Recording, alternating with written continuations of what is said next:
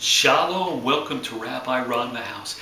Hey, listen, several years ago, worked for the Rescue Mission, Binghamton, New York. One of the things our leaders did is they took us to leadership conferences all the time.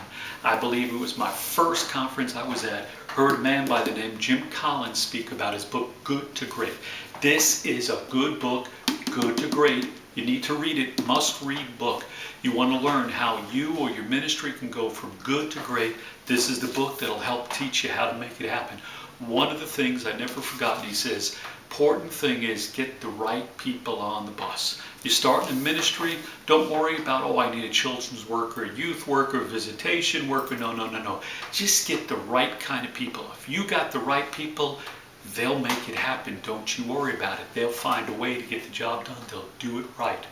I thought about this because I just read an article in the sports. We just had the football draft, and just the other day, the Tampa Bay Bucs football coach called up a college senior and said, listen, we drafted you. His name's LeGrand. LeGrand said, well, Coach, what are you doing drafting me to play football? I can't play football. I can't walk. I'm paralyzed. I can't walk. I can't play football. I can't do that. Why would you waste the spot on the roster for me? Coach says he knew that LeGrand was a senior, graduating this year. This would have been the time he would have been in the draft, had to reach out and do it. And he said, listen, you are the kind of guy I want on my team. That's the way it is. Now listen, it was a gesture.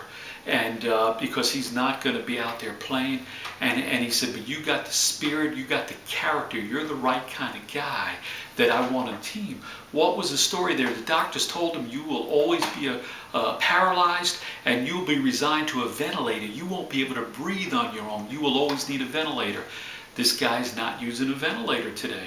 Not only that, he can stand upright with the help of a metal frame. They said he could not breathe on his own. He is breathing on his own. They said you'll never be able to walk. He's not walking yet, but he's standing upright with the help of a metal frame.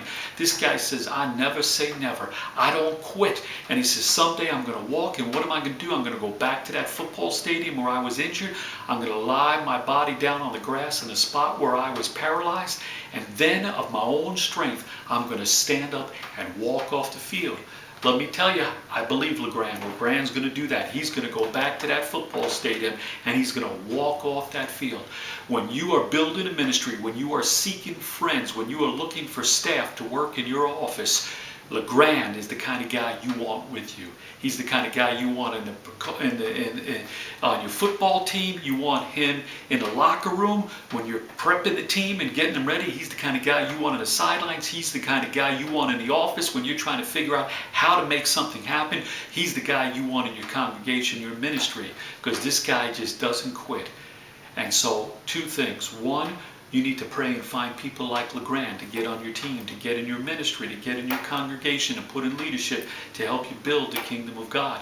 Second thing is, if you've got somebody like LeGrand right now serving with you in the ministry, I want you to get in that comment section and write, hey, Ron, listen, I work with Joe Smith. He is just like LeGrand. This guy never says never.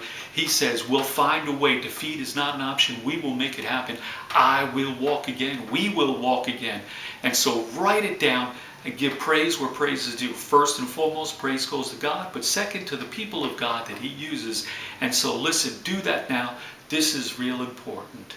And so it's been great spending some time with you. I look forward to seeing you again soon. This is Rabbi Ron in the house.